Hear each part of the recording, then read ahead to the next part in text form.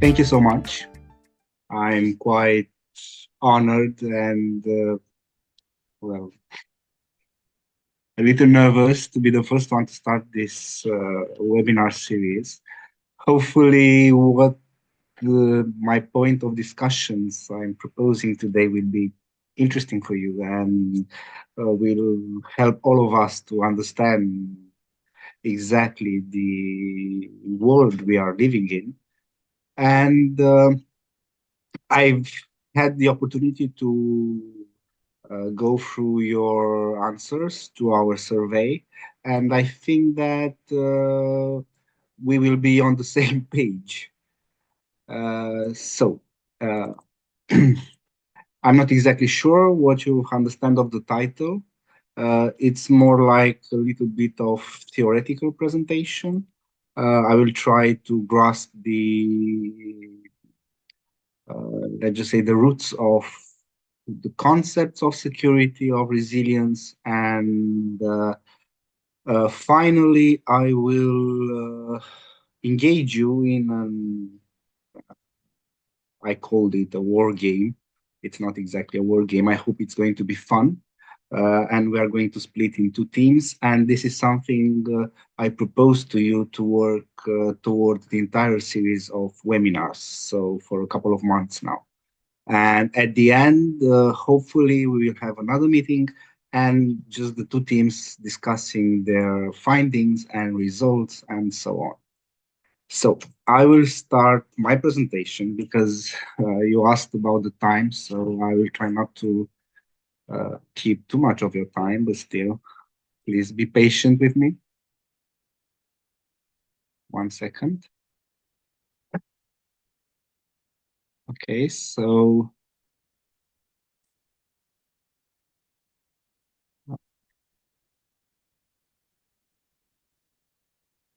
sorry.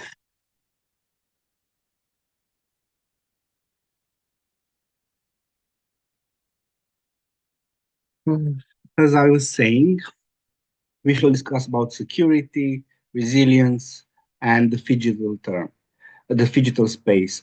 My first question for you, because I want this to be engaging, I don't want to just be the only one speaking and you uh, understanding whatsoever I'm trying to say.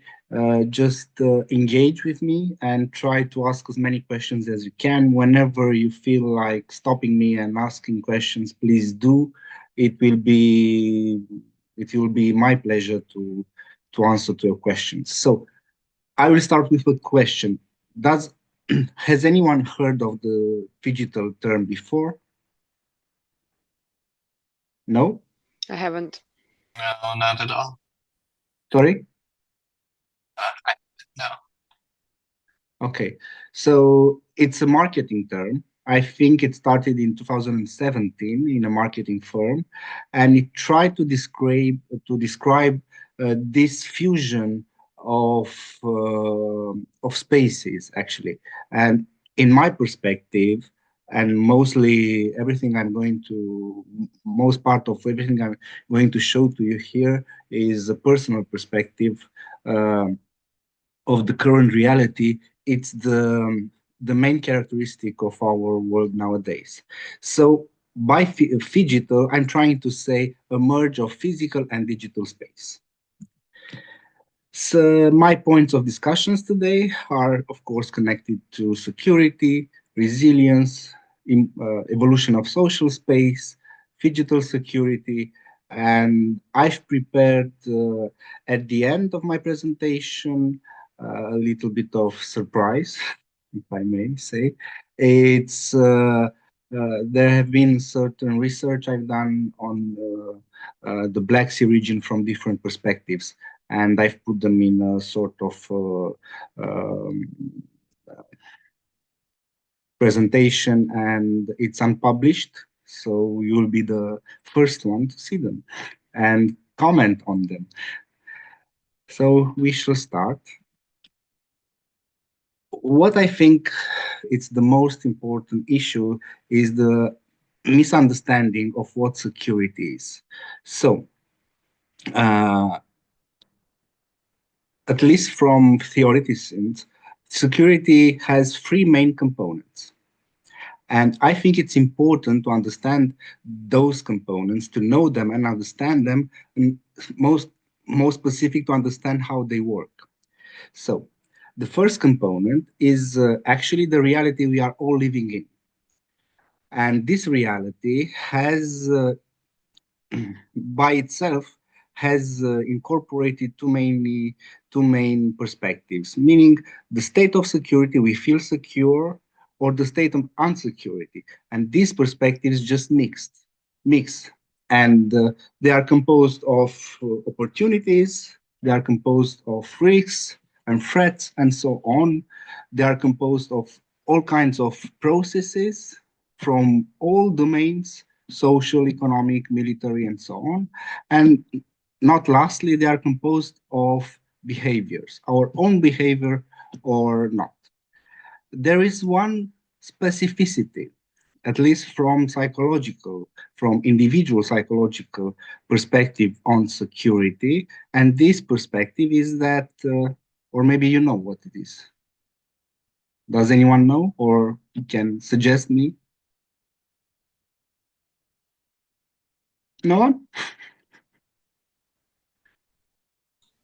Well, from yes. So, sorry, I just wanted to. So you are asking if we know the dimension that it's related to psychological and individualistic side, or what was exactly the? No, from psychological point of view, individual security or the way that people relate to their own security has certain traits, specifics. And I was asking if you know which they are. And it connects to the way people relate to this state of security or unsecurity, how they perceive security. And more specifically, it is how they perceive immediate threats and long-term threats, if you understand what I'm saying. And from psychological point of view, at least from the studies I've read, it's quite simple, and it's the following. When it comes to immediate threats, people usually tend to overestimate them. So it's like, you left home for school or for work, and you think that you forgot your door open, and you tend and imagine all sorts of bad things. And you rush back home and you realize that it's not so bad or so serious. And with long-term threats, like the threat of war, if we are talking about this, people tend to underestimate it. I mean, it's something, or economic threats.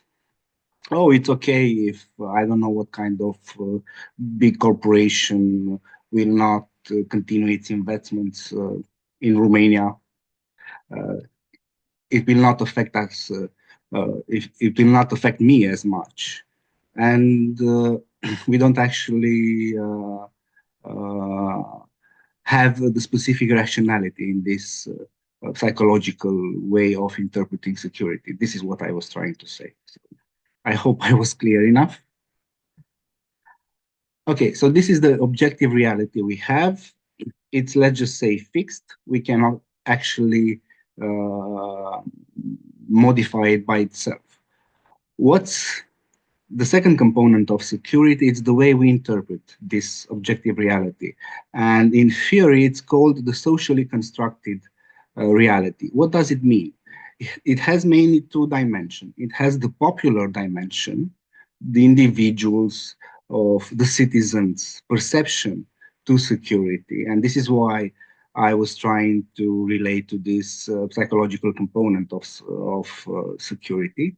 And it has a sort of, let's just say, scientific dimension. And this scientific dimension is composed of how specialists and state clerks and academia non-government, and so on, composes different types of studies and research and the way their findings. And these both dimensions, depending on how much they are communicated. I mean, for example, in Romania, when we discuss of this scientific dimension, it's not exactly very popular. I mean, there are not so many researchers and academics that share their findings to the public. And this is how we interact and we socially construct security at the societal level. And finally, but not lastly, it's the policies. Depending on the objective reality, the specifics of each country, because the situation is obviously different in the United States, in Romania, in Georgia, and so on, depending on how the population and the experts and the governmental experts and politicians, obviously, perceive and understand and are aware of opportunities and threats and risks. This is how this impacts the policies, the security policies. And these types of security policies are mainly, are mainly drafted at national level, but they are also drafted at the regional level and international level, obviously through the international organizations. So I hope that it's a little bit more clear now. At least this is the specific. I see reality, and we shall move on from here. Any questions so far?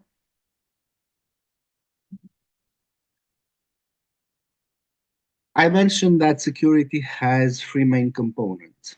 In my perspective, because, well, actually, when grasping the security literature, it's quite complicated, and you can find all sorts of concepts and so on.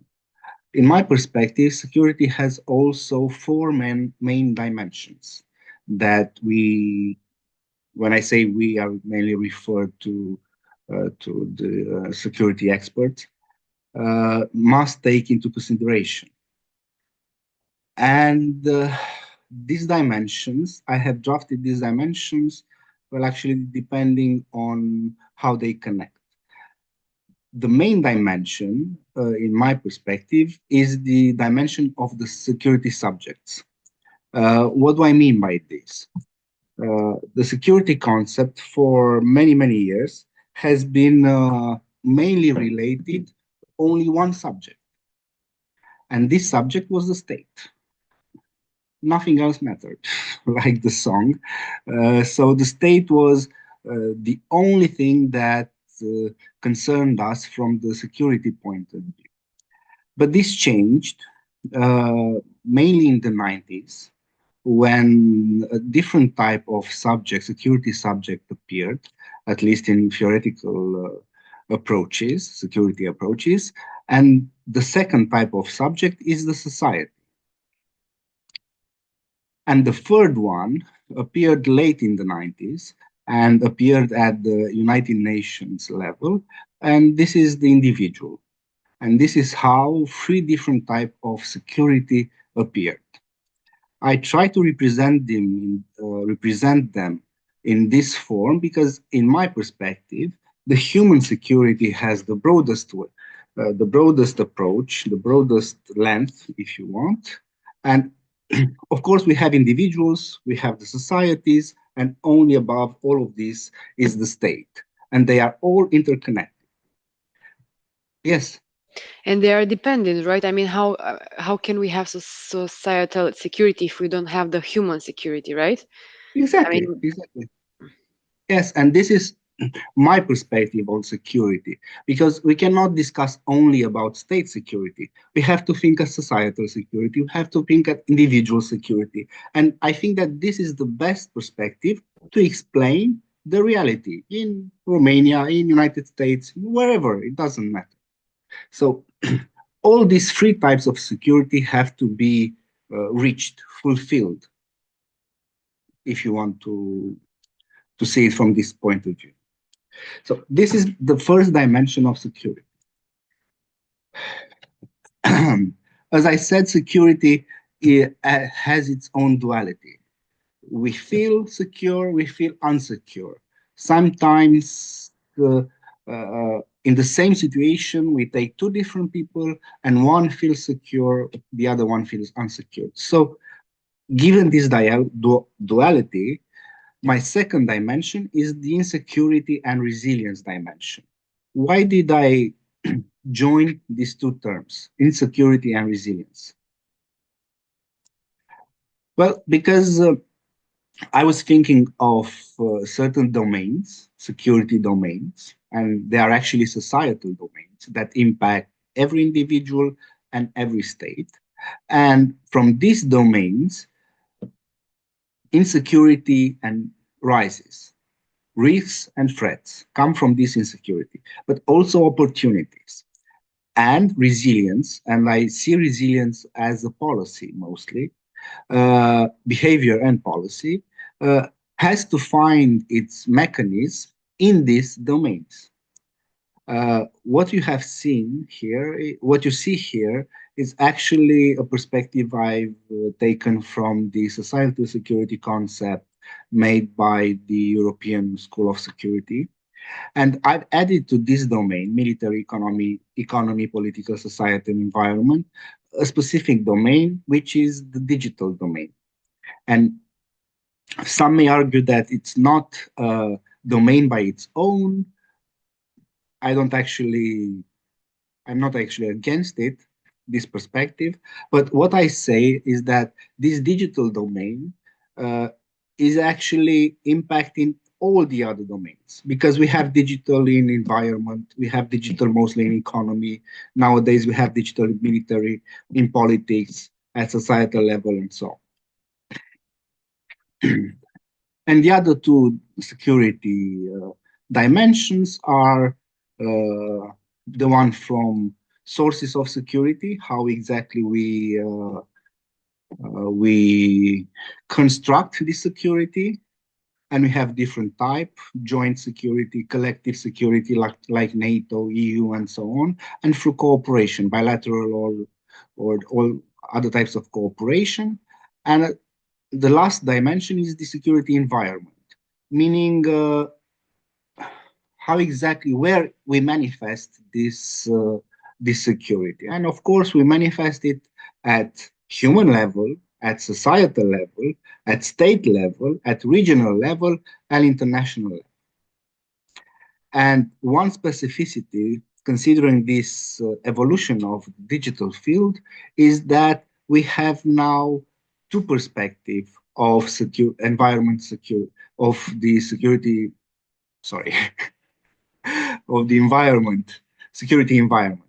And this is the physical dimension, which is the geopolitics. We have all heard of it.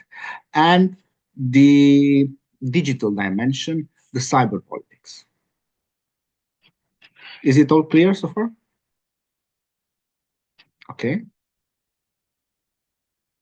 Yes. I have a Yeah. question. When we are saying digital, are we, for example, cyber psychological? I don't know exactly what it means, but are we also referring, for example, in how digital environments like social media or so are affecting our mental health? I mean, still security in a way or another, or manipulation or fake news, or this is Yes. part of digital, mm, or is individual security, which is somehow I understand from you that it's a little bit different. Uh, if it affects one people, it's human security or individual security, actually, not human. If it affects groups or group of people, it's societal security. If it affects groups of people and state organizations and companies and so on, it becomes a state security. Okay. I will explain later the cyber psychological security and so on. Um, so this is, and maybe Paul can help us. Uh, this is from the University of Tokyo in Japan. They are the ones who proposed this type of um, classification, sorry. And they say that we are heading to a 5.0 type of society where autonomy, AI, and so on are basically starting to define societies and countries and so on. What I really liked about the Japanese perspective is the fact that they put humanity in the front of digitalization of societies. And this is something I totally agree. I mean, if we do not use digitalization and all sorts of digital tools in order to help humanity and humans and societies, maybe we are doing something wrong. Uh, I hope you get inspired by this classification, and obviously, whenever you have time, just try to study more. Another point of discussion was the evolution of social space. So I was speaking at the beginning of the phygital space, security, and resilience. It was something quite difficult for me to understand. This societal, well, actually, let me be honest. Uh, this is part of my research, of my PhD research, and because my PhD is focused on impact of technologies on security and so on, I've studied different types of technologies and perspectives and theories and so on. And it was quite hard to understand how this, because I kept on reading and different scholars were saying that it's a fusion of domains of cyber and physical domain and so on. And I was just trying to understand. And in order to do that, I conceived this scheme. And I will start explaining how exactly I got here. So, from NATO perspective, they say that the cyberspace or digital space, the cyberspace actually, has three main components. It has the hardware, like our laptops and so on. It has the software, and it has whatever they call it, the cyber persona. So it's our digital replica or our activity in this cyberspace. I wasn't complete. I couldn't disagree with this view, but I wasn't completely clear. So this is why I propose to have a specific to, but it's a theoretical exercise, so it doesn't actually, it's not exactly too important. But I was thinking to have a specific type of space, respectively the digital space, to show the human activities in cyberspace. And this is why I call the digital space. But we are humans. We have our different type of activities, whether it's work or uh, play or communication and so on in cyberspace. It always or almost always has effects in real space, in physical space. And I was trying to think of different types of effects that our digital activity in the cyberspace has in the real space. And this is how I got to this scheme, trying to portray as good as I could. And in my perspective, when we discuss about human activity in cyberspace, we have three main effects in the physical space. And the first effect is the physical effect that we use an app to order, I don't know, food, and the food gets somehow at our doors. It has cyber psychological effects. And when I'm referring to that, I'm mostly referring to the way that the digital space and the cyberspace affect our behavior, our mental awareness, our, like Bianca said, our mental health, our critical thinking, and so on. It has cyber social effects because uh, we shall see, I will show it later on this presentation. It affects the way we interact with people online and offline. And mostly nowadays, we all see that the interaction tends to be more online than offline. It has biotechnological effects, like all the technological evolution that enhance our human capabilities. And we almost daily hear all sorts of news of all sorts of inventions that do that.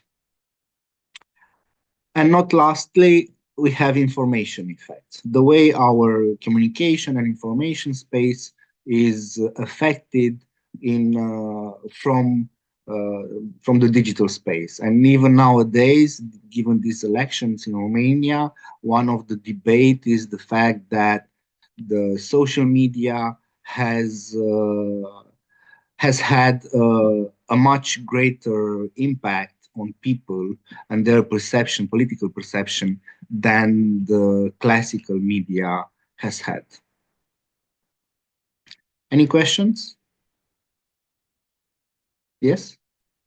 I see that the digital space is an overlap between the cyberspace and the physical space. So then what's the difference between the digital space and the phygital space?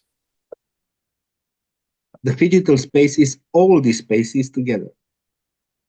If you see, I've put it all over it. So the phygital space is the cyberspace, is the digital space, is the physical space.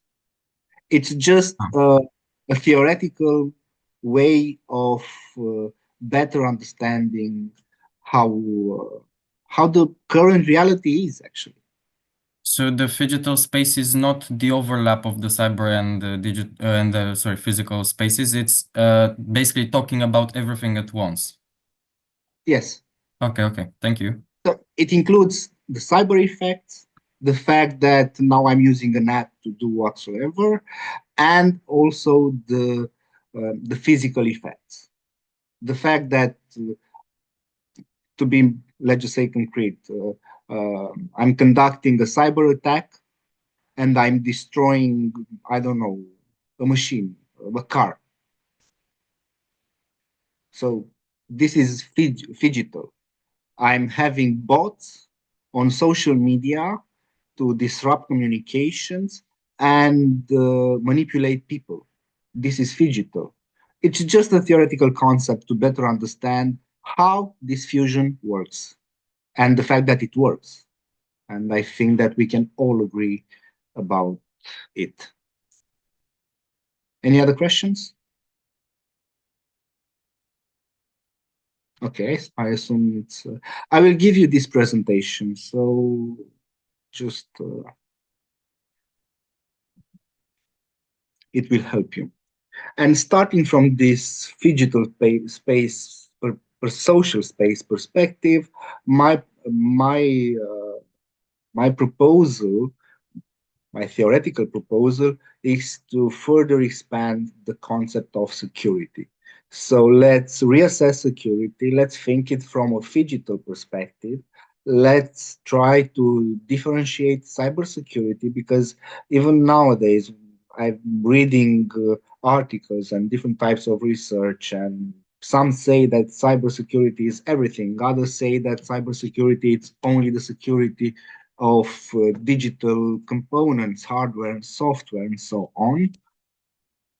We have digital flow security, and it was I've heard many headlines in the recent weeks discussing about uh, internet cables and disruptions and sabotage actions and so on. We have cyber psychological security, so mainly it's the mental effect of digital space, of activities in digital space, and biotechnological security, like I mentioned, the effects of technological research on biotechnologies. Questions? Yes, please, Paul. So I'm curious about biotechnology security. Is that essential to this, or is that like an example? Because it seems very specific that it's biotechnological security specifically. Well, it's specific. It's not actually essential. It's just a perspective, if you want. It's my perspective on how we should expand the concept of security. And I've put biotechnology as a separate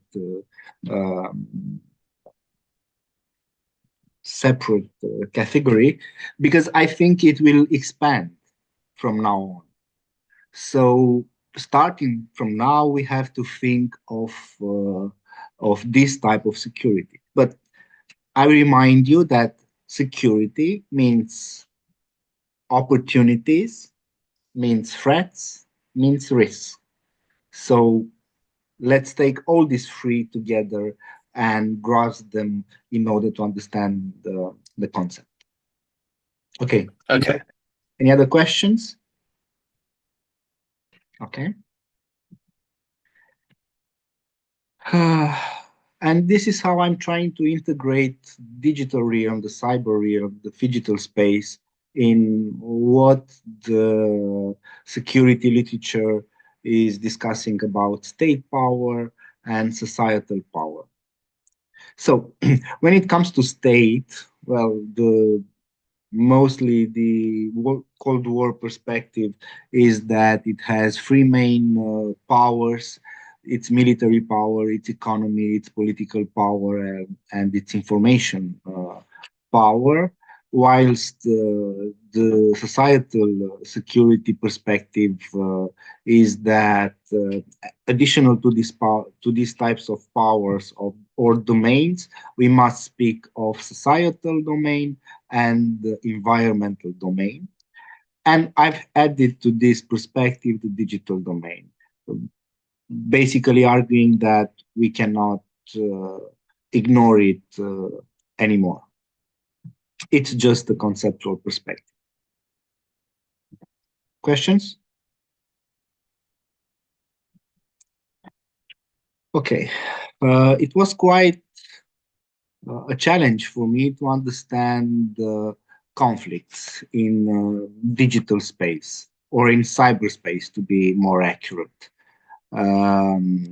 I've kept on reading about cyber threats, cyber war, cyber whatsoever, informational war. And I felt the need to clarify these types of conflicts. And this is my perspective. So, as I mentioned, we have three main security subjects: the individuals, the society, and the state. And they are all affected by conflicts in the digital space, in the cyber realm. And I've tried to make two types of clarification. Obviously, you are free to argue against it. It's not fixed, but to better understand how it works.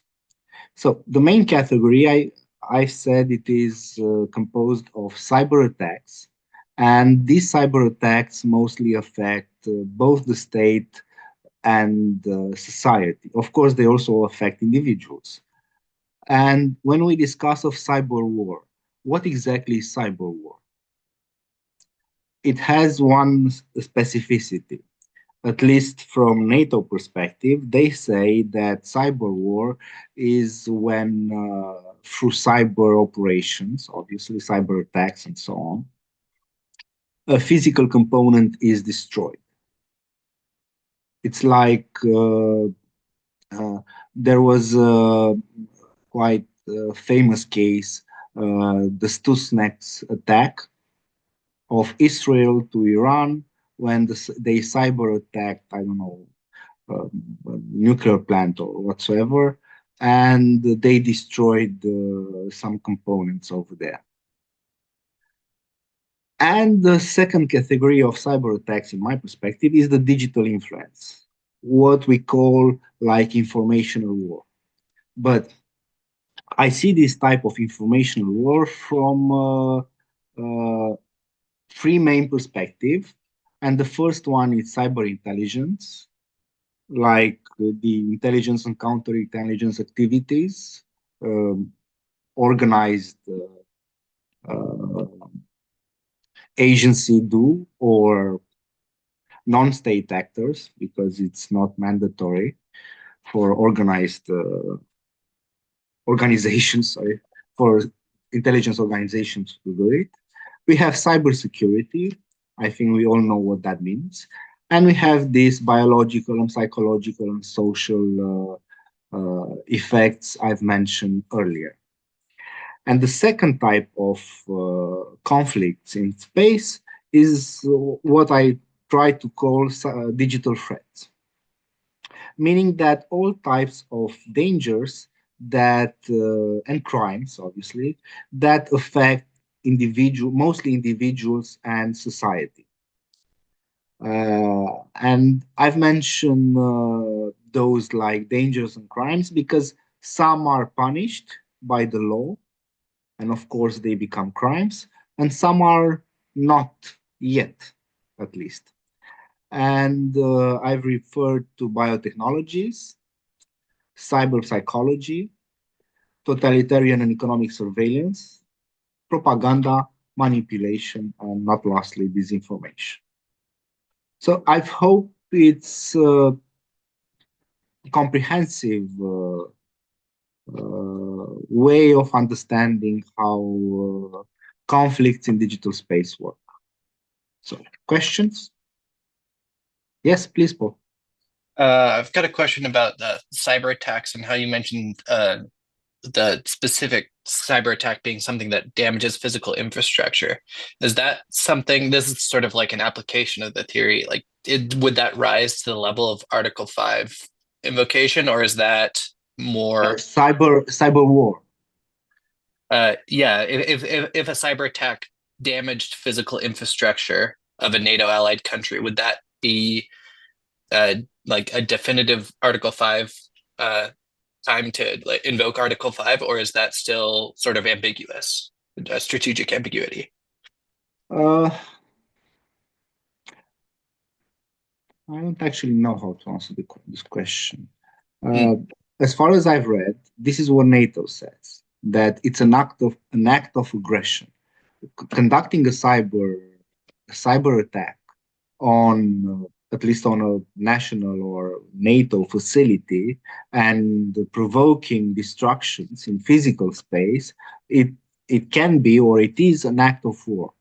So this is why NATO has tried to differentiate the cyber attacks, because it's one thing to attack NATO's website, for example, and make it unavailable for a couple of minutes. And it's the other thing to cyber attack, I don't know what, and provoke an explosions and deaths and so on. So this is the NATO perspective, and I think it's the right perspective of differentiating cyber attacks from cybersecurity attacks. But obviously, that makes a lot of sense. Sorry? I was saying that I understand, yeah. Thank you. Actually, Article 5, it's mainly a process of negotiation. So this is why I can't answer the question, but I was just trying to see my perspective on how we should differentiate these types of cyber attacks. Okay, other questions?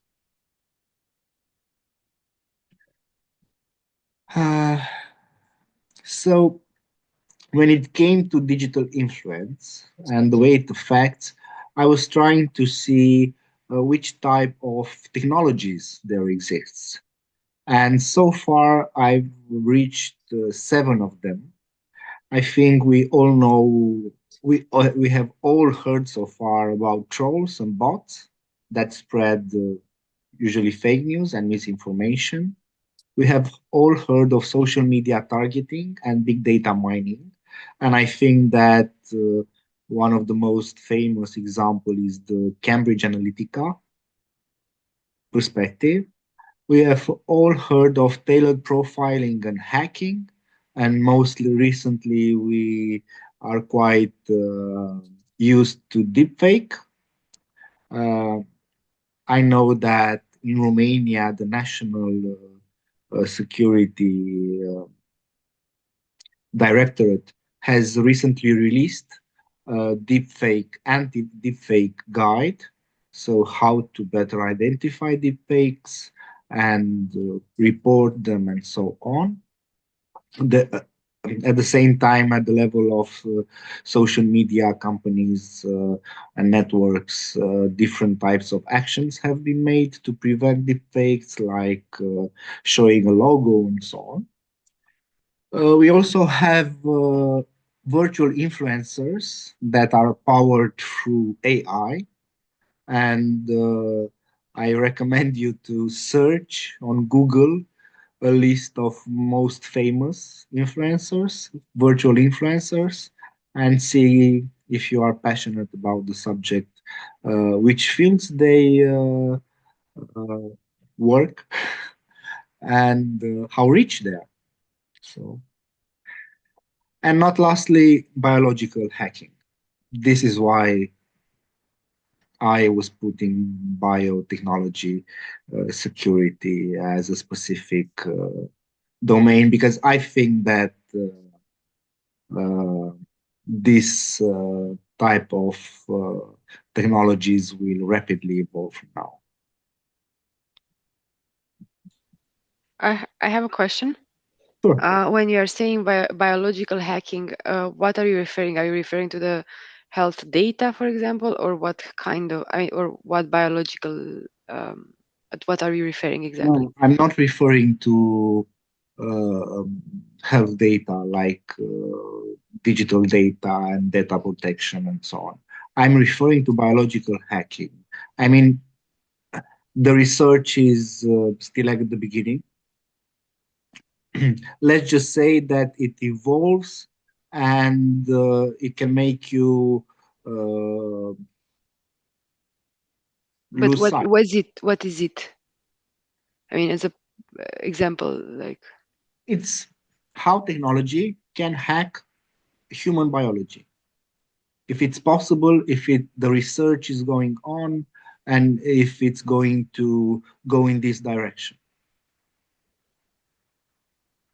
okay, but I mean that means that the technology can technology can also hack my, I don't know, electronic health record data, for example. It's still biological because it's about my I see that as, but now I'm talking about digital influence. I'm not talking about cybersecurity. Am I clear enough? Can I help maybe answering a bit?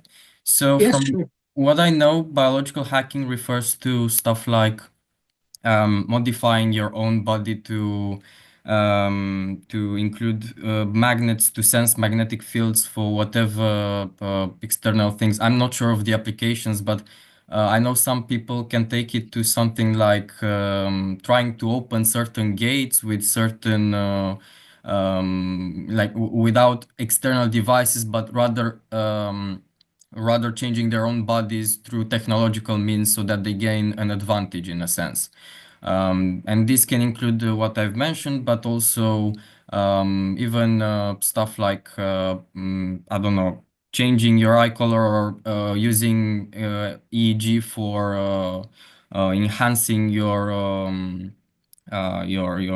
brain waves for whatever task that you want to accomplish. There are many ways that people at least attempt to modify their bodies in this direction with variable degrees of success. Yes. Claire, you also raised hand. No, I was gonna try to help add a little bit more context to biohacking, like ways that you can manipulate or adapt your body. Like, I even think about like medical, like implant type things that I know are becoming more popular as people are curious about like how much oxygen they're consuming, et cetera, while they're exercising to get preferred results for different types of physical activities. So just wanted to help provide some context that I thought would be helpful. Okay, so Bianca, are you satisfied? Yeah, thanks. Okay, thank you. And of course, we have different types of digital insecurity sources, and I've tried to mention a couple of them. Uh, Obviously, it's the automation of military domain. Nowadays, drones have become quite popular. We have digital influence, different types of digital influence, like paternalist control, given by the autonomy of technologies and the way we control these technologies through laws. We also have the way that different types of political regimes, mostly totalitarian types, try to control the societies. And I think that you all know of the Chinese,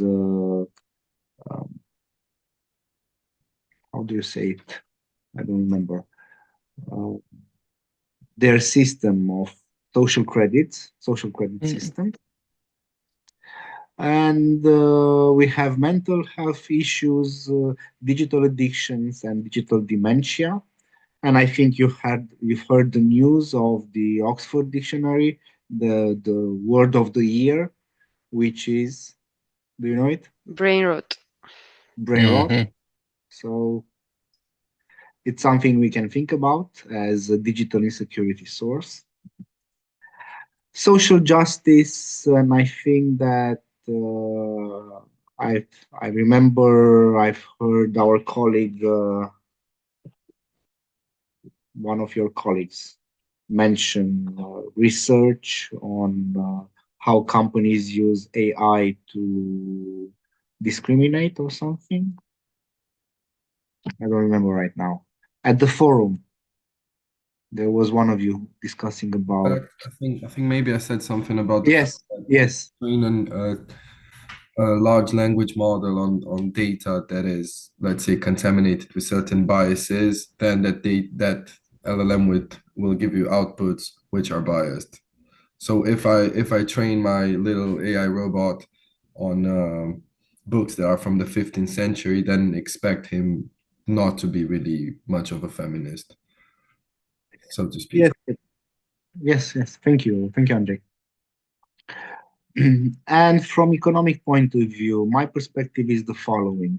If we have big companies that have access to data and data mining procedures and so on, and if our economy is a market economy where prices are or should be um,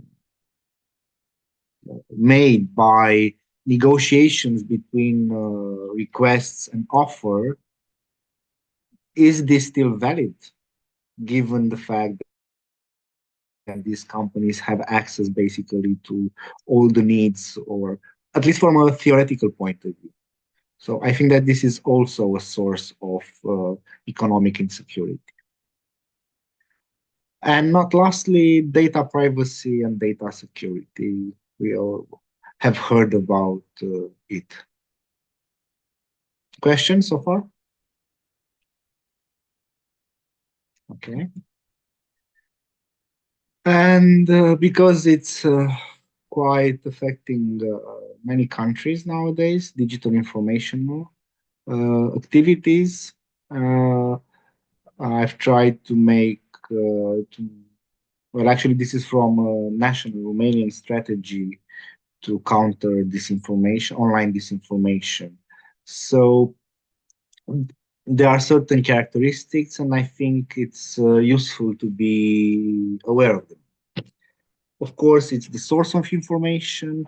I've heard the other days that even United Nations, sorry, made the research on influencers. I don't know the specifics, and their conclusion was like 2 out of 3 influencers spread the information without actually verifying the source of the content. It's also a discussion about freedom of expression versus freedom of interpreting, uh, difference between facts, arguments, and opinions. And I think this is also a very important discussion point. It's a different type uh, of characteristic is the content, the trending capacity, and we've heard nowadays that, well, at least I've seen different types of, let's just say, studies showing uh, the attention time, how much time do you have to get attention on social media at least, and this time has the attention retention capacity has is constantly uh, going down, so less and less time. It's like 5 seconds for a video or something like that. Uh, Social media has also created decentralized communication network, non-public opinion group, echo chambers. I think it's quite familiar. At least mass media has usually describes it in this term. And of course, the way algorithms uh, influence the spread of information and our news feeds, and more studies about it are presented quite often. Uh, if I may share with you a personal perspective, is that we are actually in a state of um, attention war. And what do I mean by that? I mean that it's also connected with mental rot. We have more and more information, an overload of information that affects our attention. And obviously, it has dual effects, at least from a psychological perspective. And this is how I see the cyber psychology. It mainly affects our capacity to analyze information, to be critical, to be creative, even. And secondly, it affects our emotional state. Because when we see this overload of information, we may feel, which is the term, um, can you help me? From the emotional point of view, a negative effect. Like anxiousness? Yes, exactly. Like anxiousness. And from that, negative feelings and even depression and so on. Everything clear? Any questions? Okay. Obviously, we have certain characteristics of the global security environment. We are heading towards digital bipolarism, in my perspective. The global order is quite changing given the rise of China, the war in Eastern Europe, the war in Middle East, and hopefully we'll soon find solutions to restore the global peace. Let's hope so. Okay. I mentioned about resilience. Well, resilience actually is a social term nowadays. It has evolved quite profoundly from the beginning of the 20th century, when it was a term used in physics, and now it it's a term used in social sciences. And my perspective, because there are different interpretations of resilience, my perspective is that resilience is a state of awareness towards opportunities and threats, and also it's a state of policies. So if you remember the first image I've started with the components of information, resilience is the way we socially construct security and the way we construct our policies to our public policies to mitigate the risks and obviously take benefits from opportunities. Uh, it involves not only a state of resistance. This is something I don't actually agree to see resilience as a capacity to overcome crises by resisting and turning to the initial point, but it's also about reorganizing and transformation your person, because resilience can also be a personal resilience, your societies or our societies and our states. And when it comes to digitalization of societies, my perspective is also the fact that we need to reassess the concept of digital literacy, what exactly it means. Do we have to focus only on the cyberspace, on the technologies, on the equipment, or we also have to focus, or we should also focus on the cyber psychological perspectives like those I've mentioned, or the biotechnologies, and so on. Questions so far?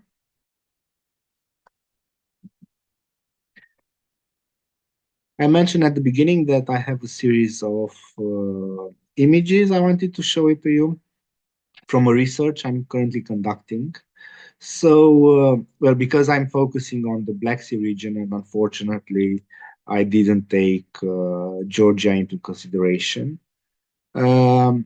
This is from a Huawei study on digitalization, on global digitalization. Well, actually, it doesn't include all the countries. And it's from 2020. And I've referred only to from the Black Sea region to Ukraine, Russia, Romania, Bulgaria, and Turkey. If you have anything to ask, just do it. I can give you the references if you want to go deeper. And I just thought it to be quite exciting to have this type of perspective. So I'm waiting for the questions.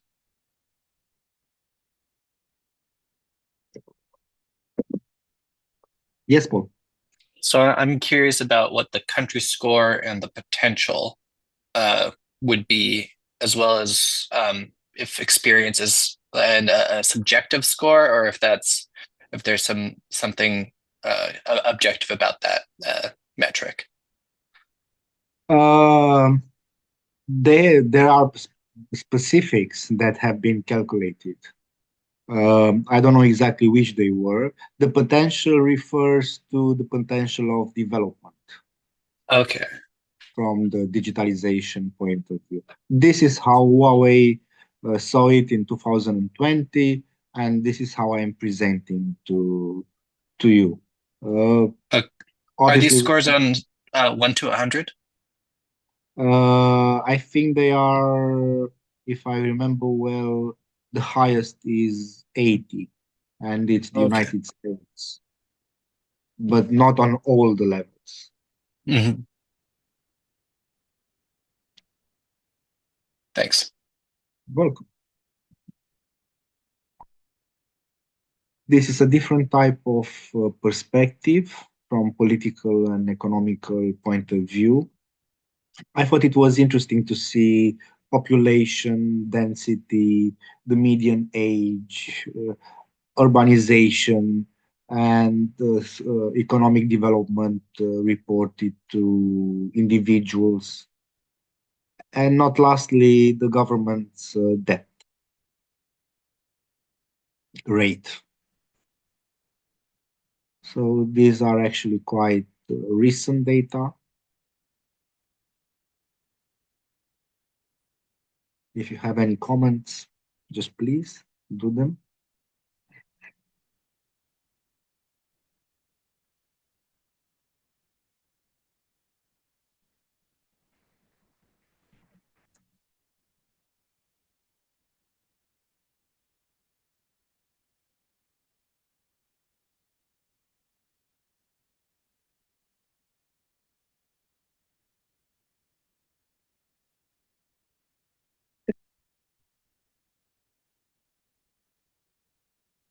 This is a different figure, communications connectivity, like mobile connections, internet adoption, social media users. From this perspective, I think that an analysis from the TikTok users could also be interested to be done. The mobile internet speed and the last two categories, I found it to be quite interested, namely researchers, the number of researchers in research and development, social organizations, and the rate of high technology exports out of the total manufactured exports.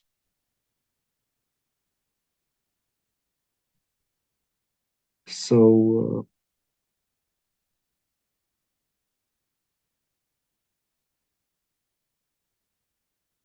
it's good that Bulgaria has well, and Russia as well, has many researchers, also Turkey. But I was surprised that Romania has the highest rate of high technology exports, even though it doesn't have that many researchers. That is something I don't actually understand. Maybe they are very good.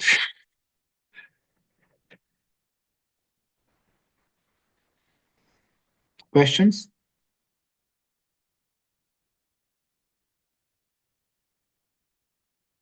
I have one, and I'm curious because on the previous slide we could see that the population of Turkey is like significant. Yes. And we see on the second slide just how, like, I'm just watching the trend lines a lot of times, just how they continue to trend downward in a lot of areas.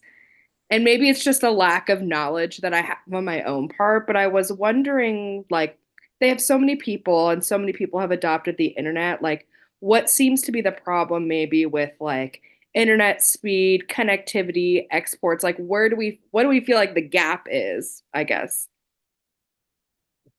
I think that it's not actually a problem of gaps, but it's a problem of directions.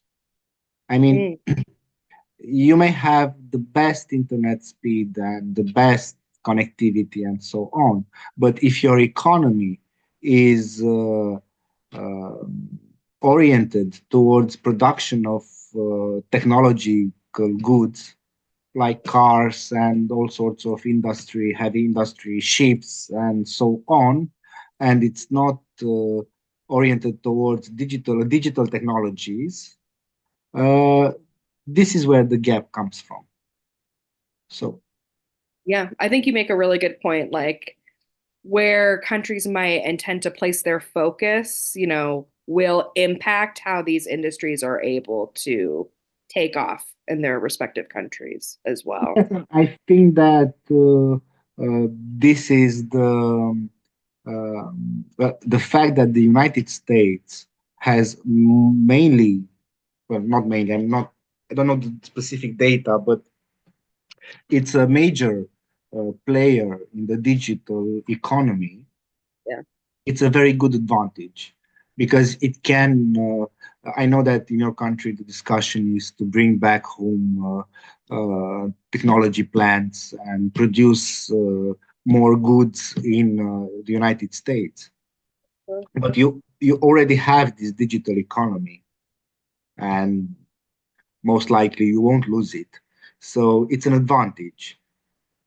Whilst for countries that do not have this digital economy, to regain the technological economy, and when I say technological, I'm referring to actually construction plants and physical economy, it would be much more difficult.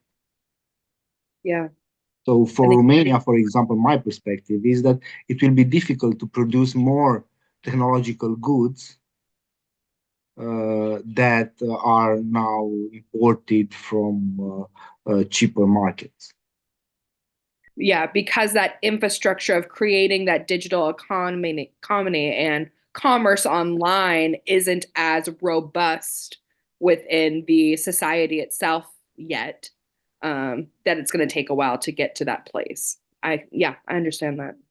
Yes, and I think that this type of digital economy and investments and research and development is actually the main trigger of the current conflict, at least here in southeastern Europe, because some countries just and even in Europe, this is in EU levels, this is something that is discussed, that EU has missed the digital economy race, if we can call it like this, whilst United States and China are the two top global leaders. So it has become, and now I think it's tremendously important to have this type of digital economy and control different types of markets. Nowadays, we see of AI technologies, ChatGPT like technologies, automation weapons, robots, biotechnologies, and so on. So it's not as important to build a car than to own Google. Yeah. So this is the perspective, and I think that this is the interpretation of why Turkey, even though it has a big population, but it's just an assessment. It doesn't. Yeah, no, I think that makes a lot of sense. It's making me reconsider how directionality and positionality and priorities that any given country can deeply affect, Yes, essentially what sets them up for success. Yeah.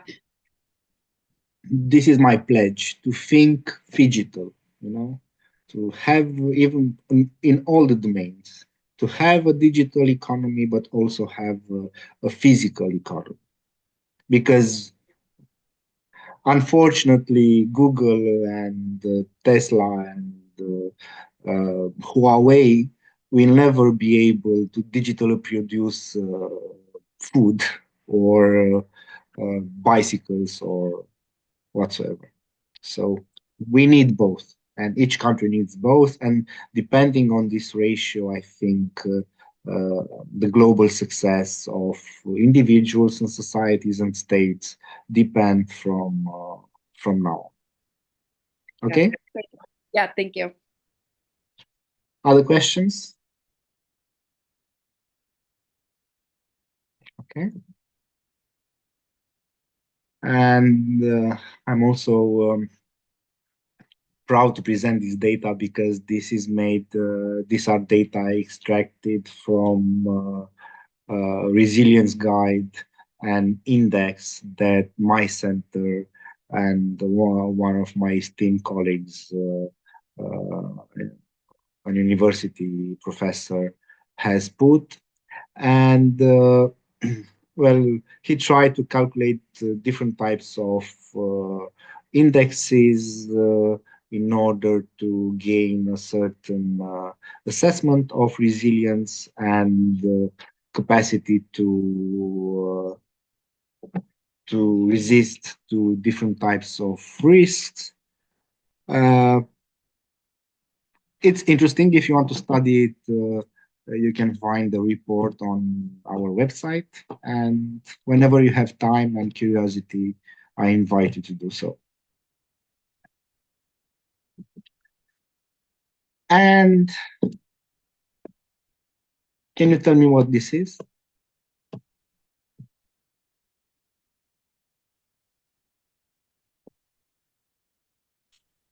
The map of Europe? Exactly. The geopolitical map of Europe. Yes, you are the best. Alongside with your colleagues, of course. And can you tell me what this is?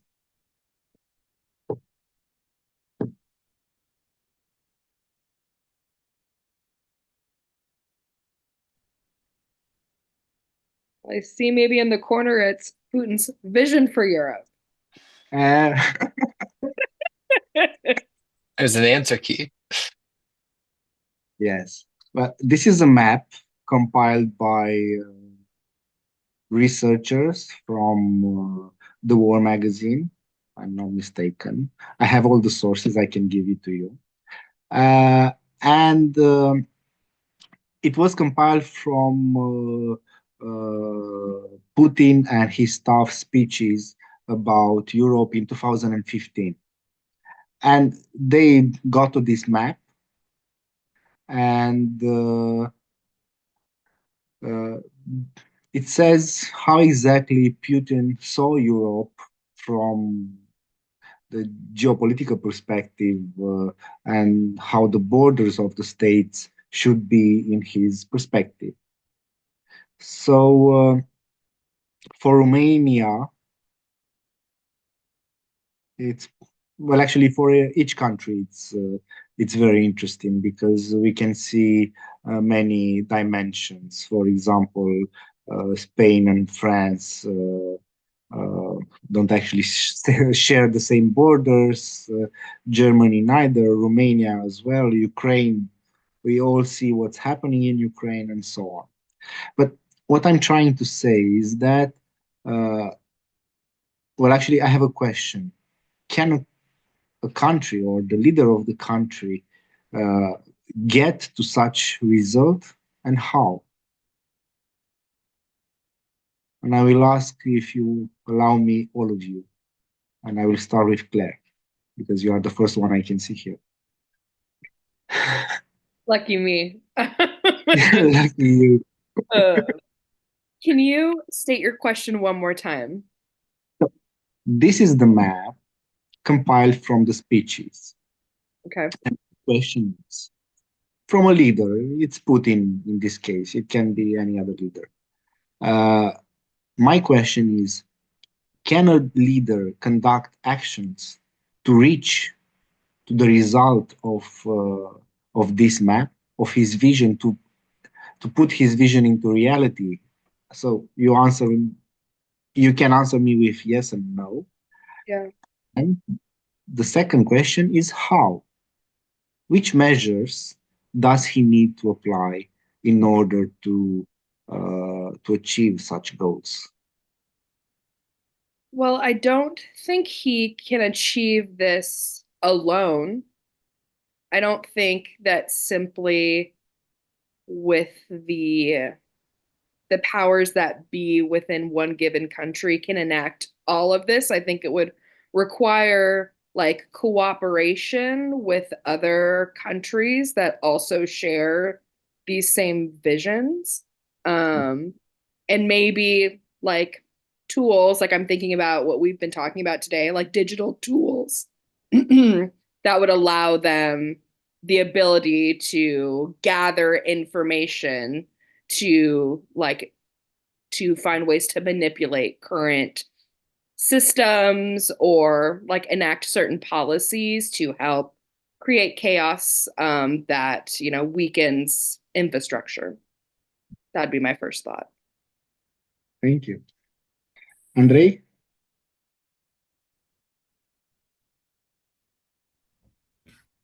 Yeah. Can you freshen my memory and repeat the question very quickly, please? So my question was if a leader can achieve such an outcome to change borders of different countries and how. Yeah. Well, my main idea is borders don't exist physically. They are an abstract construct between states. It's basically two states get together and say that this line delimitates their state. So if a foreign leader can wage psychological warfare, to say so, and influence the people in that country and people who are in positions of power that can take decisions on behalf of their government, that they are entitled to have more territory that encompasses their borderlines, then maybe slowly they will act upon it. And the simple answer is just wage normal modern warfare with tanks and bombs, trying to move those borders. But I think it's more elegant and more efficient to do it psychologically, because again, it is a psychological delimitation at the end of the day. Okay. Paul? So I'm kind of of a similar mindset where there's some a mix of traditional warfare and psychological warfare would be what. Well, first of all, I don't think it's really possible. It's not a practical that he would that Putin would manage to create this map.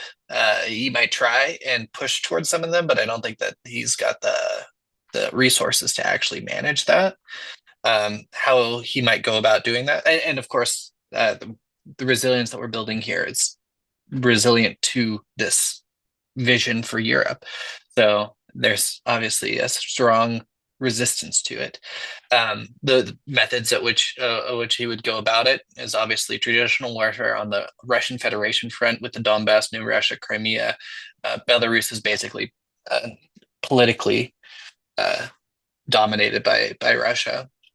But some of the other things, like way on the other side of Europe, trying to separate the Spain into the Spanish Federation with the Basque Country in the north and Catalonia in the southeast. That's kind of out of his backyard, and I know that Catalonia has a strong independent streak, and he could maybe try and support that, but I don't see it as practical in all of the cases. Maybe one or two he might manage to separate some of these countries, but like if there isn't proper resistance put up, but separating northern Italy and southern Italy and Sicily seems a bit of a stretch. I'm not too savvy to Italian politics, but it doesn't seem particularly feasible. Same with Germany getting Eastern Prussia on the other side of Poland. Germany and Poland seem to have a better relationship than that.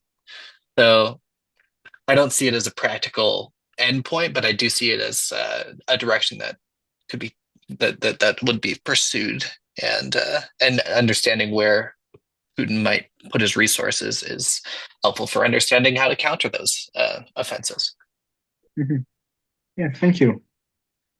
So, Bianca? Yeah, I would also agree that, I mean, I think that this vision is not possible. I think to some extent he can try, but not for this entire map. But I think it's also a matter of, as Andre was saying, different steps. And this is also about, if it's, I don't know, if it's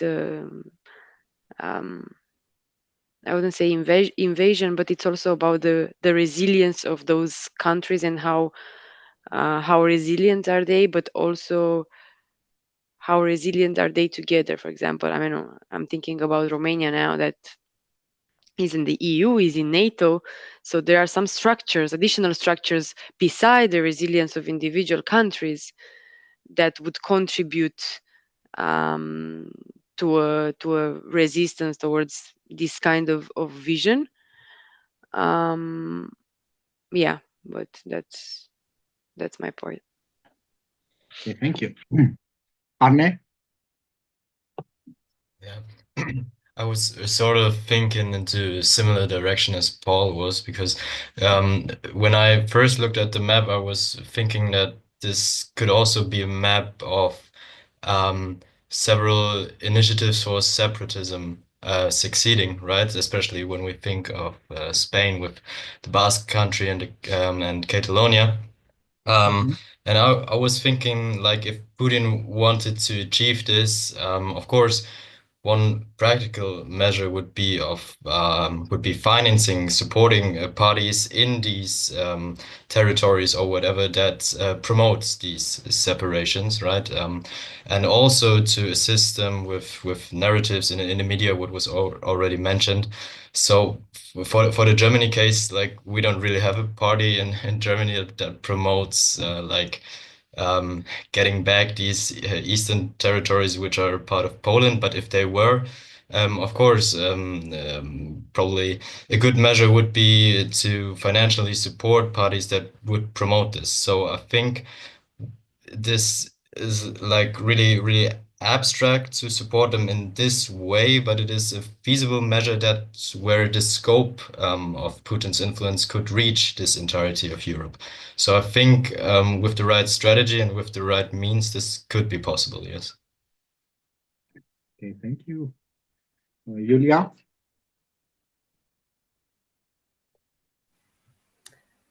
Yeah, I've been trying to study the map while my colleagues were answering. I think it would not be possible if I would give you a straight answer. And why is that? Well, a leader, first of all, should have the skills of diplomacy, of negotiations, and communication. And yeah, of course, he can try negotiate these borders with the countries themselves. But for example, in his map, Belgium does not exist. So it's Wallonia and the Netherlands. So he might be a very good leader in diplomacy negotiation, but I don't know how he could convince a country to completely dissolve, even though it would be, I don't know, let's say economically beneficial or whatever strategic objective he might propose. And at the same time, he's working here with the EU. So EU here, I feel like it doesn't have the purpose of how to say fragmentation, but it's the opposite. We're trying to build a common market. We have the freedom of labor, so we don't feel the need of more land in order to have more resources, because we're all together in this and we're helping each other. So that's why I feel like his vision would not be that plausible in this context. Okay, thank you. Robin? So I believe that this vision is actually quite fully possible and fully through digital means. After all, we are seeing right now how Russian disinformation is able to split Europe apart more and more. And at this point, the Eastern Partnership is starting to get a bit more resilient than the countries that actually make up the European Union. And I see this map as being very separated with people based on ethnicities and how they see themselves within these countries. So I could see Putin, for example, using the divide and conquer mindset to instill through means of disinformation conflicts and sway people against people even in these countries because disinformation is so powerful that people can literally end up believing stuff like I don't know, the fact that Romanian waters are owned by France because French companies are, sterilizing and treating the waters, or some other people can just simply reject what someone what a public person might say, even though they said those things, but they just might reject them just because of the things that they've been exposed to in the digital space especially, but also digitally. So I believe that this vision is very possible unless we guard ourselves, and we are considering this very possible so that we may do everything in our powers to combat it, to not allow other countries and other leaders to split us however they may please for their advantage. Okay.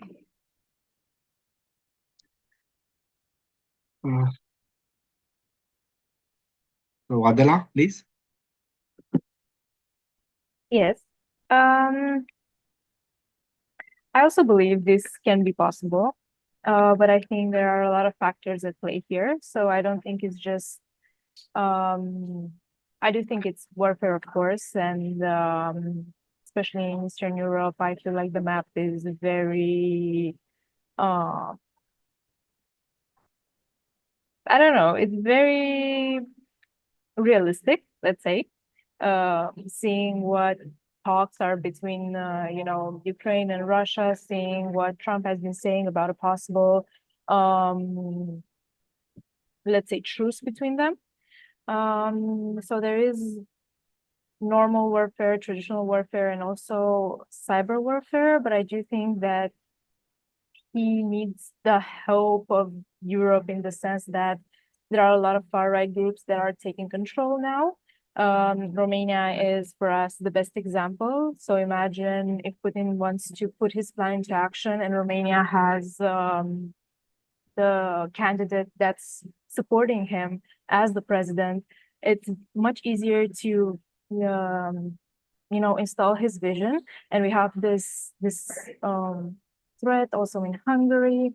We'll see in Germany what will happen in the Netherlands. I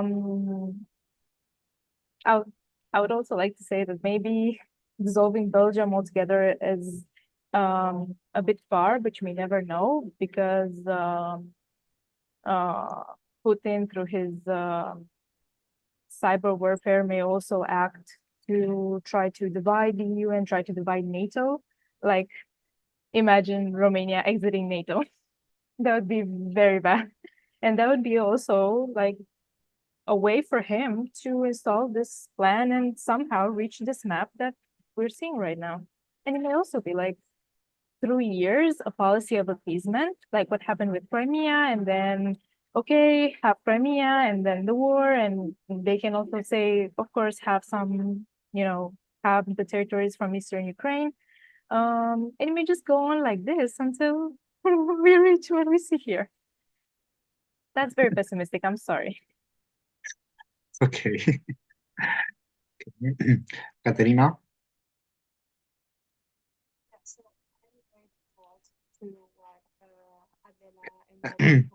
I don't think we can hear you. You can't hear me? Okay, now we do, but it's a very low volume. Hear me now? Still a low volume.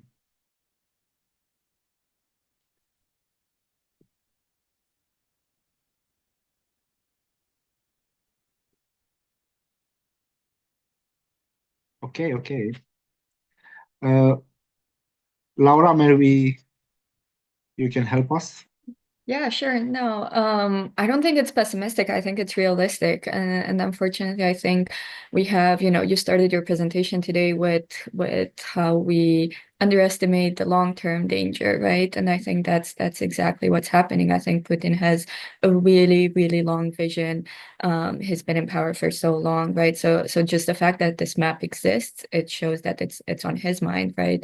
So you know, picture all of these colors, right, just being blue, and how that would look compared to like the green of Russia, right? Like having the block of the EU as a unified block would look pretty scary compared to what we see now, right? So even if it doesn't like turn out exactly like this, right? Just the fact that it is splintered, that there are forces in each of these countries discussing these scenarios, right? And fighting through elections or other means to make it happen, just takes time and energy away from facing them, right? So I don't think, you know, it's a plan necessarily like pen on paper to do it, but I do think he's playing a very long game with sleeper forces, you know, in each of these countries. Okay, thank you. Katerina, are you ready to go now, or? I think that's better. Is it better? Yes, Okay, much. good. Right. So I agree with everything that's already been said, and especially I think Robin and Adela touched a very important point. They actually took the words out of my mouth. So I think there is a scary future we're looking into, and after the Romanians elections and the results, and I now truly believe that if he really wanted to go for this sort of like vision for Europe, he would be able to do it. But it's a matter of time. And after seeing how out of nowhere a candidate just appeared for the presidential elections over TikTok, so the whole Russian influence that's been undermining our elections feels I thought it could not happen to us, and it did. Just based on that, I think that at least through political influence and online propaganda, it can surely achieve this outcome. And then again, it is a matter of warfare and other policies, let's say, to redraw all the boundaries. But otherwise, yeah, it is more of a construct than a physical thing, as Andrei said. So yeah, unfortunately, it is possible. Okay, thank you. Well, the thing is that I'm returning to my initial components of information. The reality is as it is, and our awareness and policies is becomes extremely important. So we are currently living in a world where conflict is more and more hybrid. We have all learned of this term.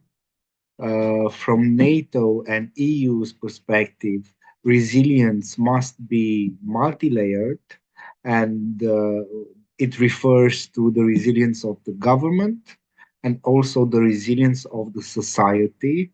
And this is why these two organizations refer to a whole of government and a whole of society type of resilience. And because I think it's a very fun thing to do, I was mentioning the fact that I want you in two teams because I want you to enact uh, a hybrid perspective for one team and a resilience perspective for the other team. So you are preparing to become leaders, and I think it's important to understand how it works. And also, it's important to work in teams. And 1 second. I think it's interesting to work from this type of perspectives. So each team will have this table, and you have to think of actions and domains to defend, to make them more resilient for the resilience team, and or make them more weak for the hybrid team. But just think that you cannot conduct military actions, meaning you cannot go to war like in the classical form of war. So, what do you think? Are you up to this challenge? Up to the end of this fellowship? Let's do it. You're the first one. I was convinced. Okay, so we can obviously we can discuss the details about the teams and so on, but I think that, and this is why I was saying that one of the last meetings should be the confrontation meeting, just to see how each team has developed its perspective, given the news, given your current professional activities, given our series of webinars from now on. And I hope that what I've presented today, even though it may have appeared a little theoretical and boring, was helpful, uh, and it helped you gain a more in-depth perspective on our societies, because actually it's about our societies and we as a people and our families and our friends and our social groups, our state, our alliances, and so on, and how threats and threat actors exist. So, Katarina, please. You raised your hand? Yes, I did. I have more of a logistic question. Yes. Do this team, so are you gonna split us in teams, or are we gonna choose our colleagues, or how does it work? Because I'm not sure if you mentioned it. Maybe I just forgot. No, I didn't. I give you the freedom to choose. I mean, why should I? Just imagine you are leaders, military leaders, economic leaders, societal leaders, digital leaders, and I want you to work together to find actions and the domain for each domain on how to make them more resilient or or destruct them through hybrid actions. At the end, each team will present its work and see where you have connected and your findings and what we can learn out of it, because I'm convinced it will be a very interesting game we are doing, and I think also it will be very useful for you. Okay, so final questions, final remarks. So basically, we'll have the teams. You will announce us. No, you will choose your teams. It's 12 of you. I expect to be 6 on each team. I mean, if you want, I can choose the teams, but I think it's fair to give you this opportunity and chance. Or what do you want? Do you want me We to can choose do the team? random.org, so it's fine. Sorry? We can do it on a random, random.org, so no one gets, used to Okay, previously. So we can do it a random way. I will choose the teams. Okay, Is it yeah. okay? Yeah, I will. I wanted to propose Okay, that. thank you. Thank you. Thank you for making me seem the bad guy. Okay. Other questions? And my question was, we're to work on this. I'm gonna call it war game. We're gonna work on this together, and then it should be finished in March as we're completing our other projects. Like, is there a deadline that we should be? Yes, yes. At the end, in March, it should be. Maybe we go through April. I'm not exactly sure because we are a little bit delayed in this program. But I mean, just working teams, you can organize yourself and just you can share through all the online sharing programs and so on. So I don't see it as difficult. I hope it's not. I want it to be fun and also educational. Okay, thank you. Please. Yeah, no, I think. Okay. I have another question regarding this. Sorry if it's so do we get some, let's call it, bibliography for this, or do we do our own research? No, you do your own research. You are leaders. Okay. No, because you mentioned something about the webinars that we have serving as support for our game, and that's why I was asking: do we get some certain, I know, materials, or it's on our own? No, the webinars, I'm convinced that will provide you with more details, more insights from all different types of domains, depending on our expertise and experience. So this is why I was mentioning the webinars, but they are not connected. I mean, this is a game I'm proposing to you, and I think it's a very useful game for this type of program, if you agree with me.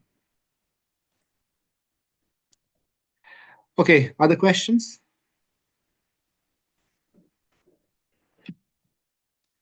So that's it. I thank you very much. I hope you enjoyed it. I certainly did. I'm glad we finally started this webinar series. We are still trying, and we have surprises for you for the further webinars and so on. And let's hope, and I'm convinced, or at least I hope it will be a very engaging fellowship. So if you don't have any questions, I thank you very much for your attention and looking forward to our next events. Okay, thank you.